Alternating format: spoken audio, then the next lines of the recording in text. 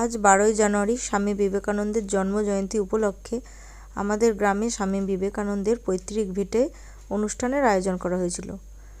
প্রায় 3-4 হাজার লোক খেতে পারবে সেই রকম আয়োজন করেছিল। তো আমরাও সেখানে গেছিলাম।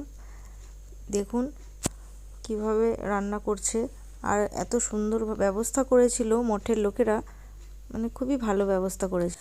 এরপর আমরা এখানে খেতে বসে পড়েছি। আমি, আমার ছেলে, শাশুড়ি, আমার যা সবাই বসে পড়েছি। তো আজকের মেনুতে ছিল খিচুড়ি, বাঁধাকপি, চাটনি, পায়েস, মিষ্টি। গোবিন্দভোগ চালের খিচুড়ি ছিল, খুব ভালো হয়েছিল রান্নাবান্না, খুবই সুন্দর হয়েছিল।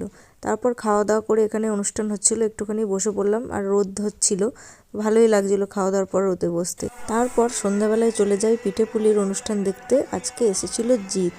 তো এইভাবেই আজকে আমাদের দিনটা কাটলো। শুভরাত্রি।